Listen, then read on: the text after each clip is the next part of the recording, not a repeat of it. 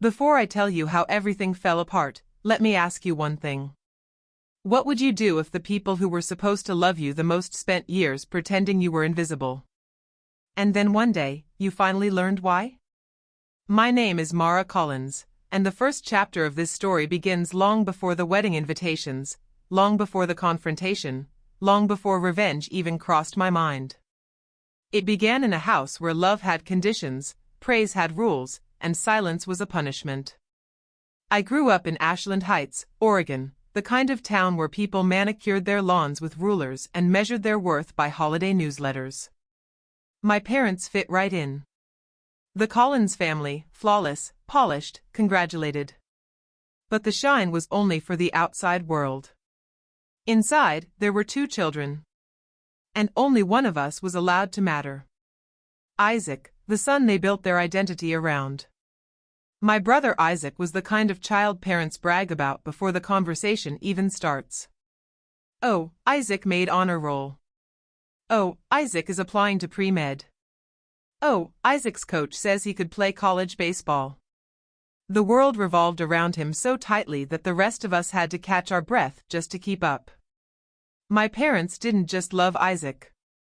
They curated him like a brand new product launch. They chose his clothes, his extracurriculars, his friends. They micromanaged his image with the precision of people styling a magazine shoot. And me? I was the daughter who doesn't need attention. That exact sentence. Those exact words. Said so many times it eventually burned itself into my identity. My achievements were always an inconvenience. When I was 8, I won my first science fair. Not a cute one, but a district-wide competition. I came home grinning, clutching a trophy so big it wobbled when I walked. My mom glanced at it, smiled politely, and said, "Sweetie, can you move that to the other table? Isaac's new baseball photos need the good lighting." When I got straight A's, she said, "That's nice. Isaac has AP exams next week, can you keep it down?" When I got into the University of Washington on a full scholarship, my father clapped once, literally once, before saying, "Good work, honey." But Isaac got into Stanford. Isn't that incredible? I learned early that in our house. Isaac's triumphs were milestones. Mine were distractions. And the worst part?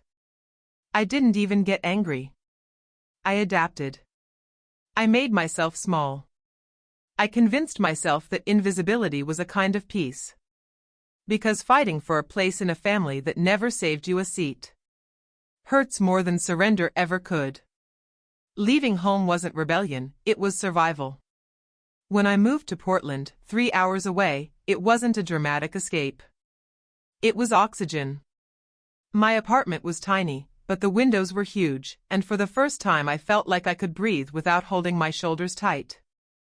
I worked in environmental risk research, analyzing water contamination patterns, climate data, soil toxicity. Work that mattered even if my parents didn't get it. My mom liked to say, "Oh, that's cute. You're doing charts?" Charts. As if I wasn't fighting to protect ecosystems, drinking water, communities. But Portland gave me something far more important than a job. It gave me Noah Rivera. Noah was everything my childhood wasn't. Noah wasn't loud. He wasn't flashy. He didn't interrupt or overshadow. He listened. He remembered things. He noticed things, small things no one in my family ever cared enough to see. But what struck me most wasn't him. It was his family. His mother, Lilia, hugged me the first time we met and didn't release me like she was checking a box. She held me with warmth. With intention. His father, Matteo, asked about my job, not in a polite let's pretend to care way, but in a teach me, I want to understand way. Their home wasn't perfect. It didn't look like a magazine spread. But it felt alive. Present. Real. And that was new for me. So when Noah proposed on a misty April morning by the Willamette River, with fog curling like soft white ribbons around us. I didn't hesitate. Not even for a second. I planned a small wedding, with one quiet hope. Noah and I didn't want fireworks or 300 guests. We chose a small chapel tucked into the Oregon Coast Range. Wooden beams, wildflowers, the smell of rain thick in the air. We invited people who knew us. The ones who saw us. The ones who cared. And quietly, against my better judgment, I hoped my family would be there. I didn't hope for applause. I didn't hope for speeches. I just hoped they'd care enough to show up for once. So I designed the invitations myself. Soft cream paper. Pressed ferns. Handwritten names. And because I knew exactly what my family was capable of, I sent each one signature acquired. Tracked. Logged. Verified delivered. When the notifications came in, one by one, all showing delivered, I let myself breathe. Just a little. Just enough to believe maybe. Maybe this time, they'd show up. But on my wedding day, my side of the chapel was empty. When I walked into the chapel on my wedding day, holding Noah's hand, my heart beating out of rhythm, I looked around. And my entire side was empty. Not late. Not confused. Not stuck in traffic. Empty. The kind of empty that echoes. The kind of empty that hurts long before you even sit down. No calls. No texts. No, sorry, we couldn't make it. Not even a lazy excuse. Just silence. And I stood there smiling through photos, through vows, through speeches, pretending the hollow inside my chest wasn't swallowing me whole. Everyone told me. I'm sure something happened. Maybe they got the dates mixed up. Maybe the invitations got lost. But deep down, I knew better. And I was right. God, I wish I wasn't. But I was. Because what I didn't know then, what I would only learn months later, was that the truth wasn't an accident. It wasn't a misunderstanding. It was a choice. A deliberate, calculated decision. Made by the last person I ever expected. A secret that had been sitting quietly in the dark. Waiting for the day it would tear my world open. And when I finally discovered it, everything changed. Have you ever discovered a truth so quiet, so deliberate, that it didn't just break your heart? It rewrote it? That's the kind of truth waiting for me the night everything started to unravel. The honeymoon glow hadn't even faded yet. Noah and I had barely unpacked our bags, still finding stray grains of sand in our clothes from the coast, still laughing about how he almost dropped the ring during the ceremony. Life felt soft, warm, possible. But beneath all of that, something else had started to grow. A silence. A silence that came from only one direction. My family. Not a text. Not a call. Not even a passive-aggressive Facebook like. Just nothing. I kept brushing it off. Told myself they were busy. My dad had probably taken on a new project. My mom was always overwhelmed. Isaac was probably drowning in some hospital rotation. Excuses were easy. Denial was easier. But silence? Silence is heavy. It piles up until you can't ignore its weight. One evening, a few weeks after we got home, Noah was making dinner, pan-seared salmon with lemon and garlic, the kind of meal he loved cooking because he said it smelled like calm. The kitchen light reflected off the stovetop, and he hummed under his breath to a song he probably didn't realize he was singing. I sat at the table, scrolling through my phone, pretending not to notice what wasn't there. Then, without planning to, without even thinking, I said softly. Still nothing.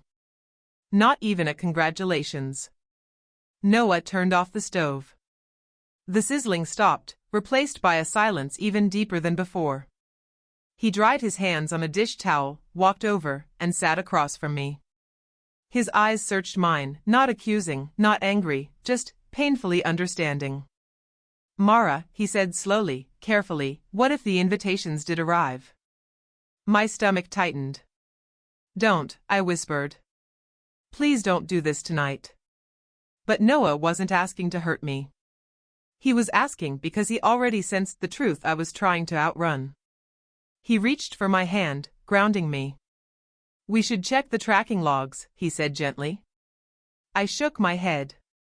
No, because if we look, and they did arrive, then everything I'd been telling myself would crumble. Then their absence wouldn't be a misunderstanding. It would be a choice. A choice to miss my wedding.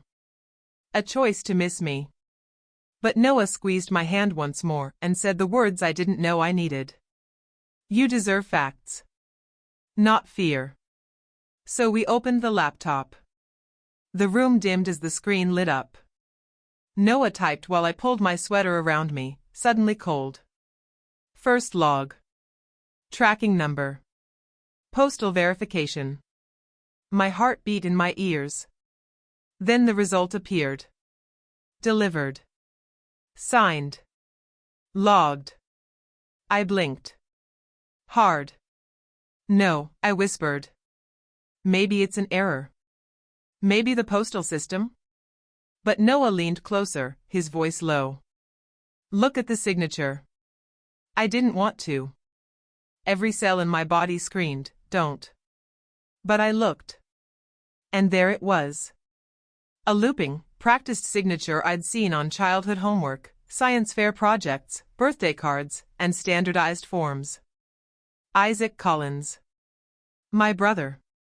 My brother, who had never once forgotten a detail, never once slipped in responsibility, never once missed an opportunity to remind me he was the family's dependable one. He had signed for my wedding invitations. All of them. My pulse fluttered like a trapped bird. Why would he? I couldn't finish the sentence. Noah didn't answer. He didn't have to. The truth was already dripping into my mind, cold and poisonous. But it wasn't over. Because when Noah clicked the next line in the log, the result from the digital tracking system, my world split open again. The wedding announcement email I sent? The one I wrote with shaking hands and a hopeful heart? Opened. Read. Deleted. Permanently. Not by accident. Not automatically. Manually. From my parents' home network. I pressed a hand to my mouth. They knew, I whispered. They knew and they still didn't come.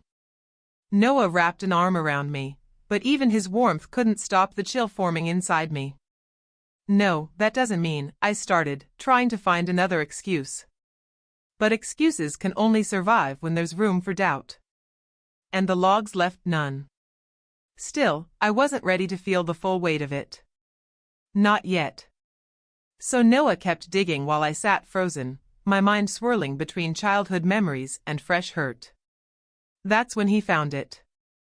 A file buried deep in the outgoing message logs. Not sent. Just saved. A draft. He clicked it open. And for one painful moment, the only sound in the room was my soft, shaky breathing. It was a message from Isaac. Addressed to my parents. Never delivered. But written. Typed with intent. The audience, you, see the words before I do. Words that weren't cruel in the traditional sense. They were colder than cruelty. They were rooted in fear. In desperation. The message said only one thing. If Mara gets married first, Mom and Dad will finally see she doesn't need us. That was it. One sentence. One confession. One truth that explained everything. Isaac hadn't sabotaged my wedding invitations because he hated me. He sabotaged them because he was terrified. Terrified that I was growing beyond the role he'd been given. And the role I'd been assigned. Terrified that if I built a life without them, the pedestal he'd lived on his entire life might crumble. Terrified that my happiness meant his irrelevance. He wasn't protecting himself from losing me. He was protecting himself from losing them. And you, the viewer, learn this now. You feel the weight of it before I do. You understand Isaac's motives, twisted as they are, before they shatter my world. Because Noah didn't show me that draft. Not yet. He hesitated. Closed the tab. Not out of secrecy, but out of mercy. He knew I wasn't ready. He knew that if I saw those words, if I saw the truth that my brother tried to hide, it wouldn't just hurt. It would break something inside me that couldn't be unbroken. And so the audience holds the secret. You carry the truth that Mara hasn't faced yet. A truth that will soon collide with her life. Violently, painfully, irrevocably. Because secrets like this don't stay buried. They detonate. And when this one explodes, it won't just destroy Mara's trust. It will destroy the image she's held of her family her entire life. Stay with the store. Why? This is only the beginning. Have you ever walked into a room knowing a storm was coming, and everyone else was still pretending the sky was clear? That was Thanksgiving for me. Thanksgiving at my parents' home in Ashland Heights had always been a production, not a gathering. My mom didn't host holidays, she curated them. Every detail of the house was designed to say something about the family she wanted the world to believe we were. The driveway lined with lanterns. The wreath on the door, handcrafted, imported, seasonal. The smell of rosemary turkey drifting out like an invitation to perfection. Inside, the dining room was staged like a magazine spread. White tablecloth so crisp it could probably cut skin. Crystal glasses arranged with military precision. Polished silver that reflected faces back at them like a judgment. And, of course, Isaac. Standing by the fireplace, where the lighting made his medical school diploma gleam from the nearby wall like a holy relic. He posed with his fiancée, Claire, a lawyer with the kind of impeccable posture and impeccable family background my mother worshipped. Her smile was sweet, but sharp enough to cut things she didn't approve of. My mother hovered around them, adjusting Claire's hair, straightening Isaac's collar, smiling like she was photographing a royal engagement. It was their world. Their audience. Their spotlight. I was just an extra walking through the set. When I stepped inside, no one rushed over. No one pulled me into a hug. No one said, "We missed you," or, "Tell us about the wedding." Instead, my mother turned slightly, gave me a quick, polite smile, the kind you give a polite stranger, and said, "Oh, Mara. You're here. Wonderful. Coat racks still in the hall. Wonderful." As if I'd wandered in accidentally. I placed my coat down quietly, reminding myself to breathe, reminding myself that this wasn't the moment to start anything. I told myself I could get through one dinner. Just one. But deep down, I think a part of me already knew something was going to give. Dinner began like every dinner in that house. Predictable. Performative. Painfully practiced. My mother started the script she'd been rehearsing for years. Isaac is up for another award, top of his residency program. Claire laughed, touching his arm. He's being modest. He practically lives at the hospital. My father raised his wine glass. That's dedication. Real dedication. Then came the invitations for praise, wide open doors for Isaac to step through. He took them, as always.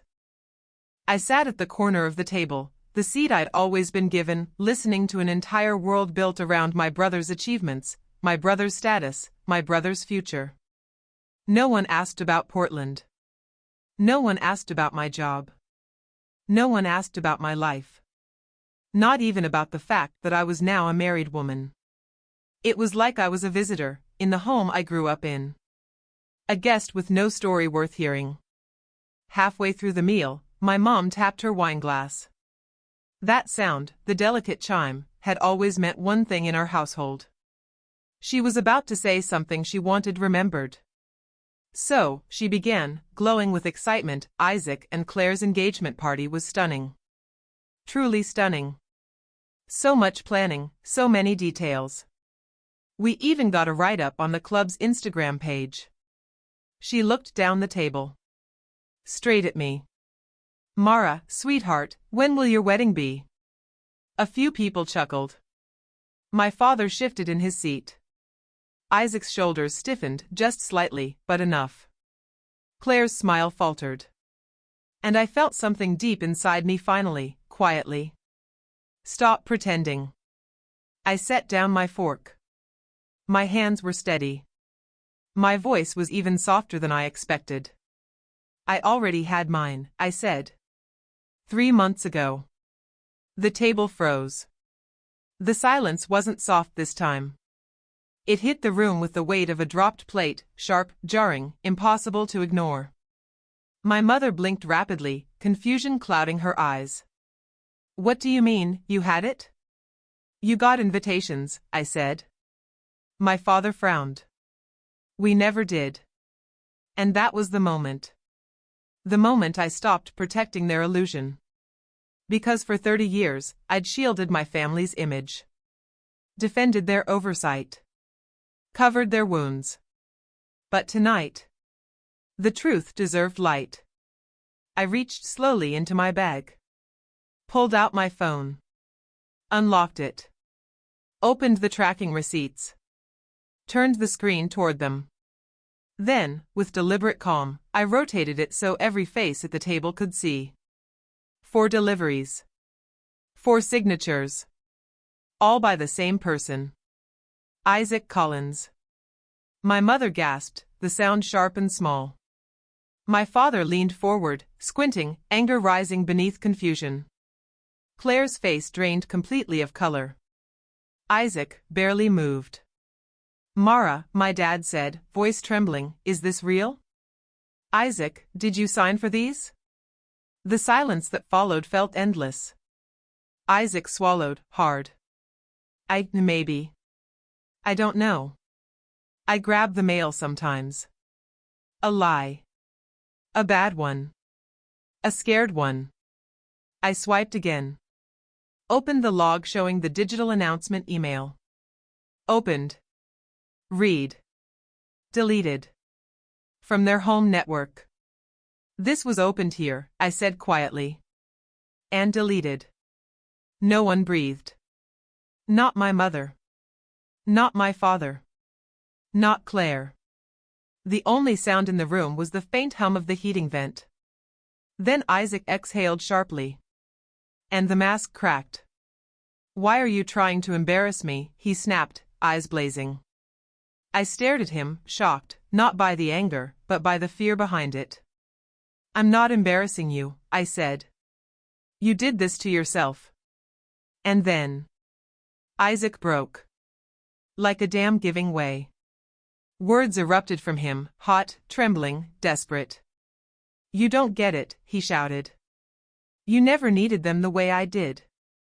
You never cared about being the favorite. You've always had your own life. If you got married first, they'd. He stopped. Too late.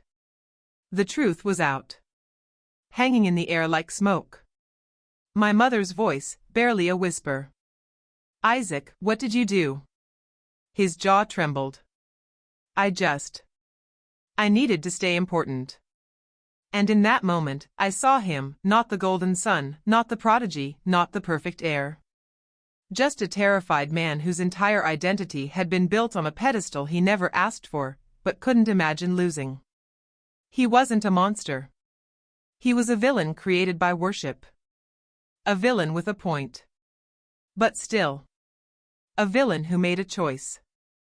A choice that stole something from me I could never get back. I stood. Slowly. Calmly. For the first time in my life, my voice didn't shake. I spent my whole life trying to earn a seat at this table, I said. Tonight. I'm choosing to walk away from it. My father reached out instinctively. Mara, please? I shook my head. You didn't miss my wedding, I said, looking at each of them. You just didn't bother to look for it. And with that, I walked toward the door. Not one person stood up to follow. Not one person blocked my way. Not one person said, I'm sorry. For the first time ever, I left that house on my own terms. And for the first time ever, they watched me go. Have you ever had your entire world fall apart in one room? Only to step outside and realize someone was already waiting to catch the pieces? That's what it felt like the moment I pushed open my parents' front door. The cold night air burned my lungs. My breath hitched, uneven, sharp, like my body couldn't decide whether to breathe or scream. My legs shook from the adrenaline still clawing through me. But then, I saw Noah. Standing by the car. Driver's side door already open. Like he knew exactly how long I'd last. When I stumbled down the last step, he didn't ask what happened. He didn't demand details. He didn't push. He just walked to me, quick, urgent, gentle, and pulled me into his arms. He held me the way someone holds a person who's fallen from a great height. Not tight. Not possessive. Just steady. Just enough to say, I've got you. And for the first time that night, I could breathe. We didn't go back to our apartment. Noah didn't even ask. He knew I couldn't return to a quiet space with my own thoughts echoing too loudly. Instead, he drove toward Beaverton, toward the warm two-story home his parents had lived in for 30 years. The roads were dark, pine trees towering on either side, and the hum of the car felt like a lullaby against the storm still raging inside me. I kept my eyes on the passenger window, watching the reflections of streetlights blur into streaks. Noah reached over. His hand found mine. And he held it the entire drive. Not to fix me.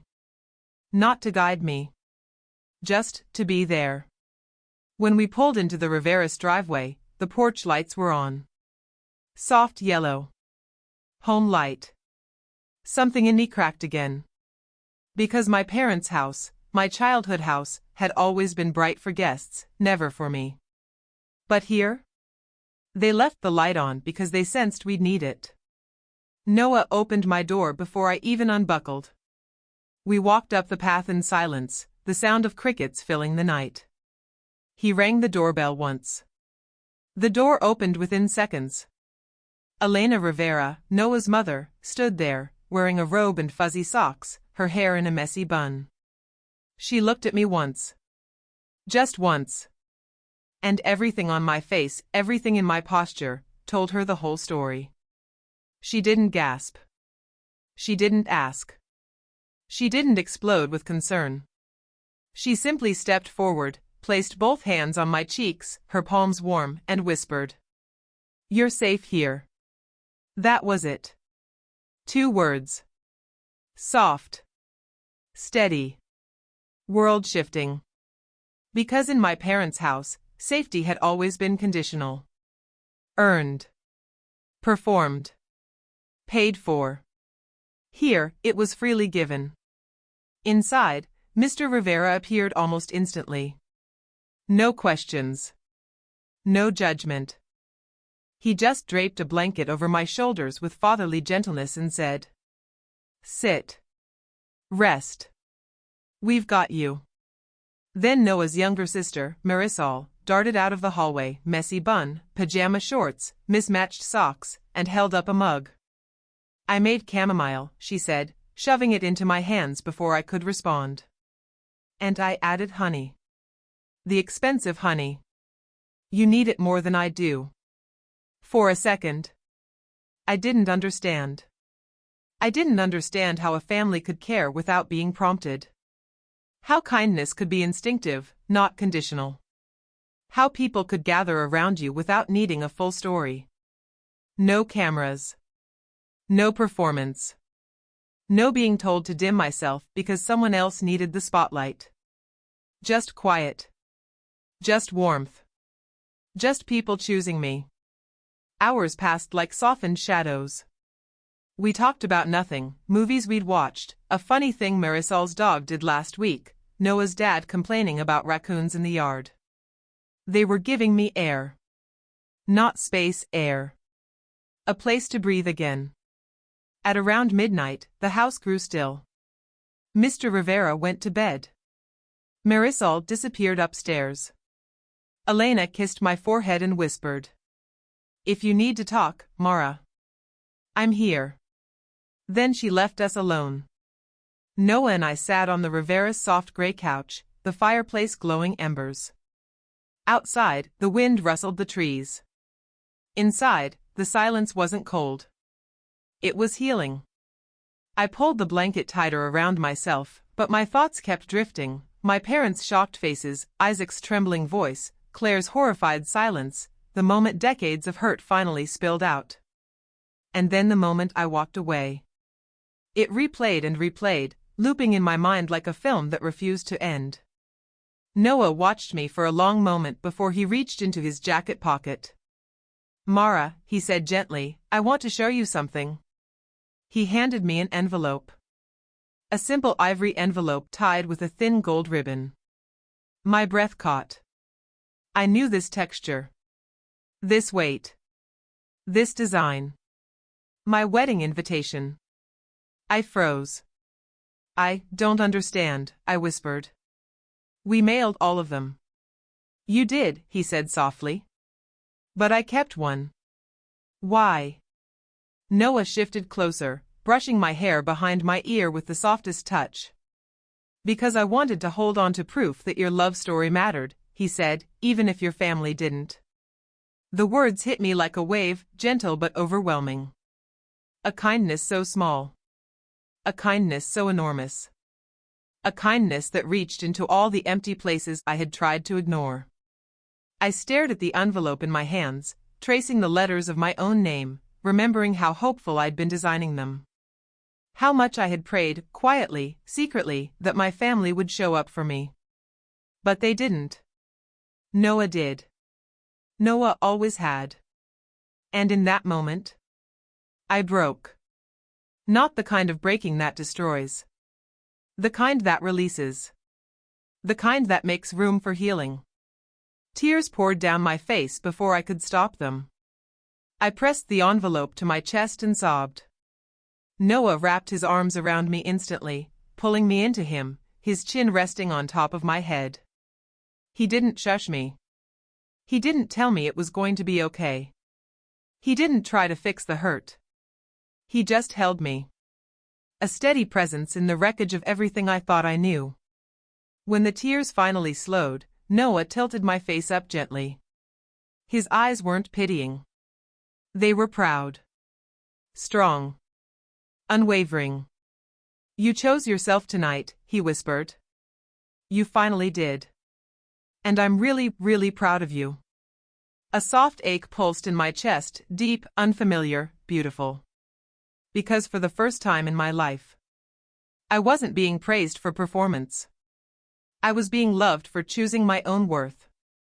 I leaned into him, exhausted but lighter than I had felt in years. As I rested against his shoulder, a thought formed quietly, almost too small to notice. Maybe family isn't the one you're born into. Maybe it's the one that chooses you, and lets you choose them back. But the night wasn't done teaching me things. Because in a few days, the fallout from Thanksgiving would begin. And the people who had always expected me to come crawling back were about to discover a truth they never prepared for. I wasn't coming back at all. The week after Thanksgiving moved strangely, quiet yet heavy, like the air before a storm. I wasn't expecting anything when the email notification lit up my phone. But the moment I saw the sender's name, Isaac Collins, my breath hitched. I didn't open it right away. Not because I was scared of what he'd say. But because, in a way I hadn't admitted yet, a part of me already knew. This was the moment everything would finally shift. That night, while Noah slept beside me, I sat alone in the dim light of our living room and finally clicked it open. It was long. Messy. Raw in ways Isaac had never allowed himself to be. He admitted everything. Not just the invitations. Not just the email. But years of resentment tightly coiled under his perfect golden child exterior. He told me about the suffocating pressure. How our parents had built his entire identity around being the one who succeeded first, performed best, shined brightest. How he'd grown terrified of slipping, terrified that if I reached a milestone before him, the pedestal they'd placed him on would crack. How he hated that he needed their validation, and hated even more that I didn't. He said he wasn't asking for forgiveness. He wasn't expecting it. He didn't think he deserved it. He only wanted one thing. I want to start over, Mara. Not as competitors. Not as the chosen and the forgotten. Just as siblings. When I finished reading, I didn't cry. I didn't shake. I didn't feel the old burn of betrayal anymore. I just felt tired. Deeply, peacefully tired. Like I'd set down a weight I'd been carrying since I was 8 years old. I didn't respond. Not then. Not out of anger, but because for once, the decision wasn't about him. It was about me. 2 days later, my dad called. I almost didn't pick up. For months, conversations with my parents had felt like walking barefoot on broken glass. But something in me nudged, take it. Just once more. His voice was different from the moment he said my name, a quieter, stripped of the proud, polished tone he always used when talking to me. Hey, sweetheart, he said. Just that. No performance. He told me he'd been cleaning the garage. Looking for old Christmas decorations. And he found something buried behind a stack of storage bins and mismatched boxes. A small, white envelope. Still sealed. Addressed to him and my mother in my handwriting. My heart stopped. He said he sat on the concrete floor for 10 minutes just holding it. Not opening it. Just staring. Then he said something that cracked through a wall I didn't even realize was still standing. I'm sorry, Mara. I should have looked for the truth instead of accepting the easy lie. There was no excuse in his voice. No justification. No shifting of blame. Just truth, the one thing our family had always avoided like fire. He didn't call my mother we. He didn't speak for her. In fact, he told me she still hadn't said a word about what happened. Not to him. Not to me. And somehow, that silence was its own kind of closure. He mailed the invitation to me with no note. Just the envelope. Still sealed. Still proof that I had never been forgotten, only ignored. It arrived 2 days later. I didn't open it. I didn't need to. The act of him sending it was enough. It was the first moment my father saw me not as an accessory in the perfect family image, but as a person he hurt. And that was all the healing I needed from him. For mother who never showed up. Her silence surprised me at first. Then it didn't. My mother had always chosen image over intimacy. Perfection over people. Winning over connection. If my wedding didn't exist for her, she didn't have to explain why she never showed. And if she didn't acknowledge her part in Isaac's pedestal, she could pretend none of this had anything to do with her. But here's what I learned. Sometimes the people we chase will never turn around. Sometimes closure comes not when they apologize, but when you finally stop needing them to. For the new life I chose. The next weekend, Noah and I hosted friends for dinner, the first real gathering in our little home since everything happened. I realized something as laughter filled the kitchen and someone spilled wine on the counter and nobody panicked. This felt like family. Warm. Soft. Present. Messy in a way that meant love, not judgment. I watched Noah cook, humming to himself, the same way he did the night we discovered Isaac's signature in the tracking logs. Only now, the air felt different, lighter, steadier. I leaned against the doorway, watching him, and for the first time since childhood, I felt my life fall into place not with a crash, but with a gentle settling. He noticed me watching and smiled. "Everything okay?" "Yes," I said. And I meant it. And what came after? A week later, I finally responded to Isaac. Not with forgiveness. Not with anger. Just honesty. I told him I needed time. I told him rebuilding anything required more than an apology, it required consistency. And the willingness to face the version of himself he had been avoiding for years. He replied with one sentence. "I'll wait." And for the first time in my life, I believed him. We weren't healed. We weren't whole. But we were no longer pretending. And that was a beginning. And the truth I know now. Standing in my kitchen that night, surrounded by people who chose me without obligation or performance, I finally understood something it had taken my entire life to learn. Family isn't who shares your blood. It's who shows up. Who listens. Who stays. Who lets you take up space without apology. Walking away from the family table wasn't losing something. It was making room for something better. Something real. Something mine. And this time, the seat I took wasn't one I had to earn. It was one I deserved simply by existing. The end, for now. Because this isn't a story about revenge. Not really. It's a story about reclamation. About rebuilding. About choosing yourself even when those who should have loved you first didn't know how. And trust me. There's more ahead. New beginnings. New battles. New reckonings. But for now, this story closes with peace. If you enjoyed this story, don't forget to like, comment, and subscribe to Vengetail Story for more emotional, powerful storytelling. Your support helps bring the next stories to life.